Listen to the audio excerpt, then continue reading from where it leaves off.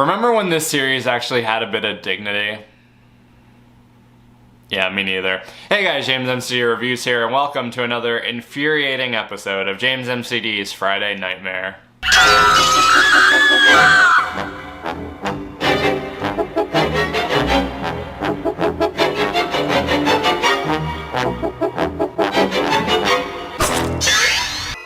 And today we'll be taking a look at Jason Goes to Hell, The Final Friday, released in 1993, directed by Adam Marcus. After Jason Takes Manhattan underperformed, Paramount had to sell the rights to the Friday the 13th series to New Line Cinema, and this is the first movie under their sort of supervision, but they didn't have the rights to the Friday the 13th name, so this kind of marks the beginning of like the Jason era of this series. And the movie centers around Jason, who has just been blown to smithereens and killed, trying to hop between person to person, possessing different people in an attempt to get reborn. And it's up to this girl Jessica, who is revealed to be Jason's biological sister, to put him down once and for all. This movie was bad. I'm not gonna lie. Like, this is so surprisingly somehow worse than Jason Takes Manhattan, because like the problems that I had with Jason Takes Manhattan was that just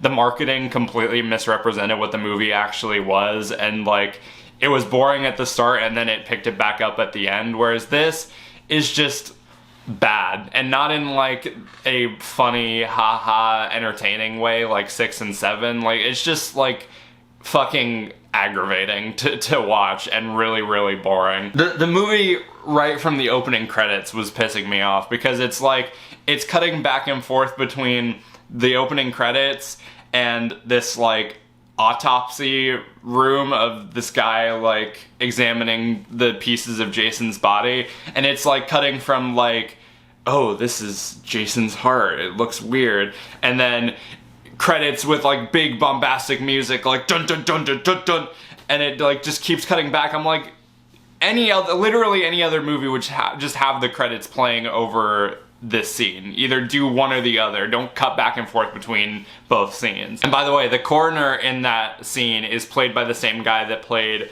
the fight promoter in Rocky V, which was also a really terrible movie. So honestly, seeing him should have tipped me off that this was gonna be a bad movie. The plot gets really convoluted really fast. Like, I'd be curious to see someone's reaction of just watching the first Friday the 13th and then skipping straight ahead to Jason Goes to Hell, just to see, like, it would be like watching the first Fast and Furious movie and then skipping ahead to like F9 or Fast X, and like how we went from a simple street heist movie to now they're driving cars in space and playing with magnets and shit like that. It's the same thing here. It's like how we got from, you know, just a mom trying to get revenge for her drowned kid to now that same drowned kid who has been resurrected and possibly has superpowers, the power to teleport, can now like just possess random people and switch from body to body. They retcon Jason into having a connection with one of the characters. The characters are so like poorly written and so like underdeveloped that you will forget like who is connected to who, like except for the main character and Jason. Like, you will forget who is related, who is in a relationship, like who are siblings. Like there is one, like there's a guy and a girl who I could have sworn they were siblings, but the movie ends with him like laying in her lap and her kissing him on the lips. I'm like, aren't they siblings? Because like the script and the characters are so just like underdone and like half-baked, and like you have no clue what the hell is going on, and they don't get you to care either. They have one character in here who could be kind of interesting, Creighton Duke, who's like this Jason expert, who's like a bounty hunter, who only he knows how to kill Jason and the lore behind him and everything like that. And they seem to imply that he has like some sort of connection to him, and Apparently in earlier versions of the script, they did give him a backstory where, like, Jason killed his, like, fiance or something, but that's cut out of the movie. So, like, you don't know, like, what is his connection? Like, why does he care this much? Like, is he just doing this for profit, or, like, is he, you know, trying to get revenge or something? You don't know, and you don't know, like, what his significance is, why he's there, like, why he's helping these people, like, why it matters. It's just so fucking stupid. The kills, admittedly enough, are done slightly better than Jason Takes Manhattan, just in the sense that all of them aren't, like, done off screen. But, like, they're still, like, nothing really that interesting about them. Like, there's some dismemberments, there's some, like, stabbings, like, stuff like that. But it's nothing that you haven't already seen. I feel like there have been more, like, creative and interesting kills, like, across this series so far. And like I said, first and foremost, the movie is just really, really boring. Like, they don't get you to care about what's going on. They make the movie, like, impossible to follow. And so by default, you just do not care, and you're not interested, and you're just waiting for it to be over.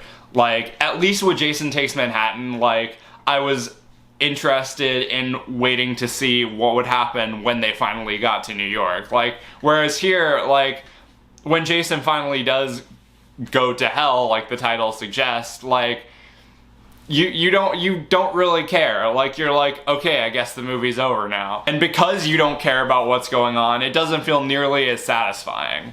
The only, like, semi-positive things that I can give this movie are, A, the performances are alright. Like, some get a little hammier than others, but most of them, like, the standout would probably be Duke. Like, he was really good. The rest of them range from okay to kind of hammy, but the performances were good. And the last, like, 10 to 15 seconds that is essentially a teaser for Freddy vs. Jason was admittedly kind of cool. It was a well done, like, teaser. But that's it. When the entirety of your movie is just to set up a teaser for a movie that won't happen for another, like, 10 years, like, your movie fucked up.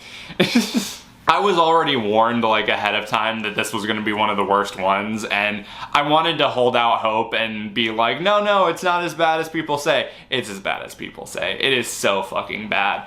If I had to rate it, I'd probably give this a 1 out of 5. Like, this was utter fucking garbage.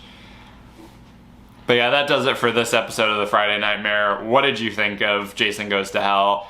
Did you like it? Or is there something I'm missing? Or do you agree that it's one of the worst in the series? Let me know that stuff down below. Tune in tomorrow because I'll be taking a look at Wes Craven's A New Nightmare. But until then, be sure to like, subscribe, ring the notification bell so you can stay up to date on when I'm posting. Follow me on my social media, subscribe to my main channel. Everything you need to know will be in the description. Thank you guys for watching, and I'll see you later.